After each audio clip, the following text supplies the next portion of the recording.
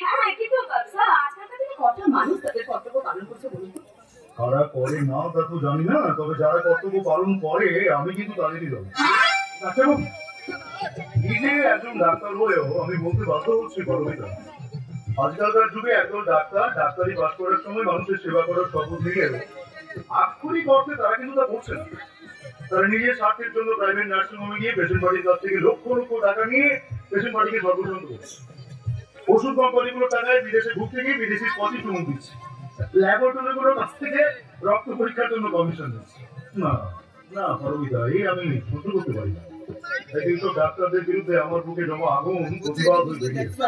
একবার ভেবে দেখো পরবিতা, আমাদের এই সমাজে এক শ্রেণীর মানুষের কাছে কিন্তু প্রচুর টাকা, আর তারা কিন্তু সরকারি হাসপাতালে তাদের ট্রিটমেন্ট করায়। ঠিক তার পরের শ্রেণীর মানুষগুলো আবার বিভিন্ন স্বাস্থ্য বীমা কোম্পানির সহযোগিতায় তাদের চিকিৎসা করিয়ে নিচ্ছে। কিন্তু সমাজের একেবারে নিচু তলা দিন আনা দিন খাওয়া খেটে খাওয়া মানুষগুলো সরকারি হাসপাতাল যাদের কাছে চিকিৎসার একমাত্র অবলম্বন,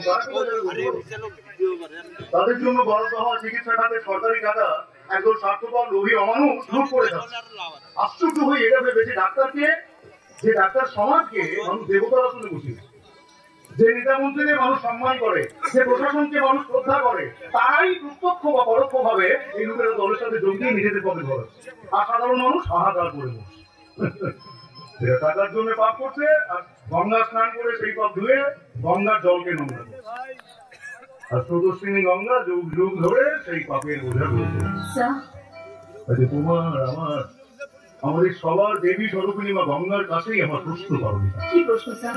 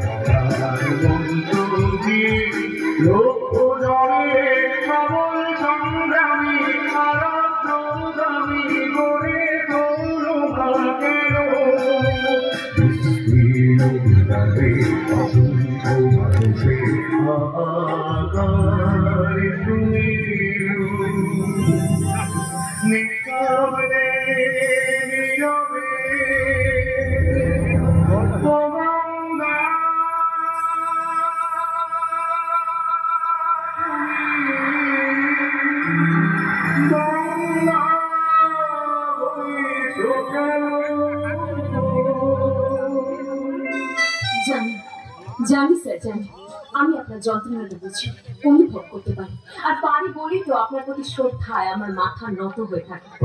জানেন তো স্যার, আপনার এই আদর্শ, আপনার এই সততাকে দেবতার আসনে প্রতিষ্ঠা করে আমি যে শপথ নিয়েছি, যতক্ষণ দেহে আছে প্রাণ, প্রাণ পরে পৃথিবীর সর্বজঞ্জাল, এ বিশ্বকে শিশুর পাশ যত্ন করে যাব আমি নবজাতকের কাছে আমার দীর্ঘ অঙ্গীকার।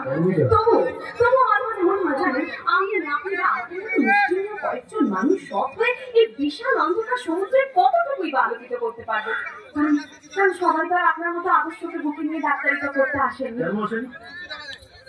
কেন আসেনি এটাই তো প্রশ্ন। কারণ অসৎ পদে রোজগার করার জন্য তো অনেক রাস্তা আছে, তার জন্য ডাক্তারি কেন?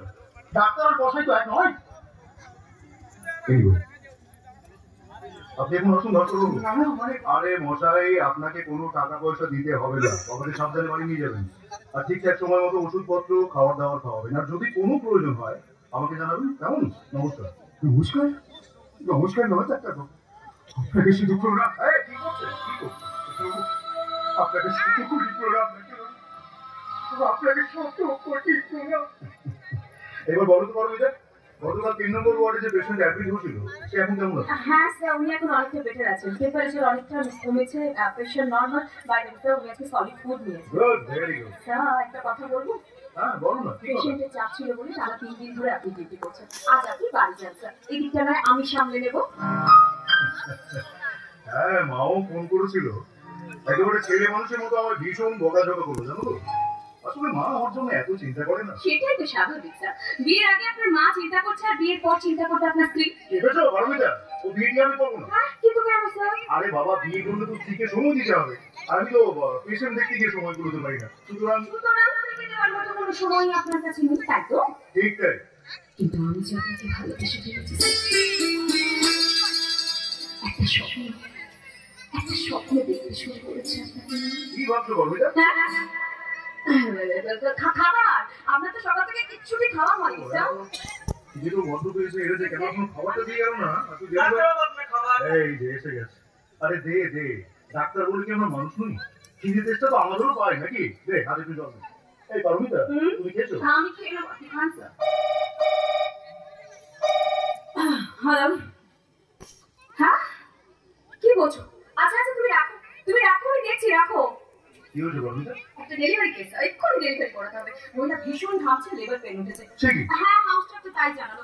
আপনি খান, আমি দেখছি। বলো, খাবারটা নিয়ে যাও। কিন্তু স্যার অন্তত একবার মুখে দিন। আরে না না না, চলো আমাদের পেশেন্টের কাছে চলো। কিন্তু স্যার আপনি তো আমাদের মতন রক্ত রোগের একজন মানুষ, দিনের পর দিন মানুষের সেবা করার জন্য আপনি রাত যাচ্ছেন, ঠিকঠাক সময় খাওয়া দাওয়া করছেন না। স্যার এইভাবে চলতে থাকলে আপনি নিজে অসুস্থ হয়ে পড়বেন। আগে মানুষের জীবন, পরে ডাক্তার। আমি একবেলা না খেলে সুস্থ থাকবো, বেঁচে থাকবো, কিন্তু সঠিক সময় একটা ডেলিভারি না করাতে পারলে একটা সুস্থ সবল শিশুকে আমি পৃথিবীর আলো দেখাতে পারবো না। একটা কথা মনে রেখো পারমিতা, মানুষের স্বার্থে ডাক্তার, ডাক্তারের স্বার্থে কিন্তু মানুষ নয়। চলো চলো চলো। আমি আমার সর্বোচ্চ সমর্থন বিচার দ্বারা এই পদে তারা থাকার শপথ নিচ্ছি। আমি সেই নির্বাচনী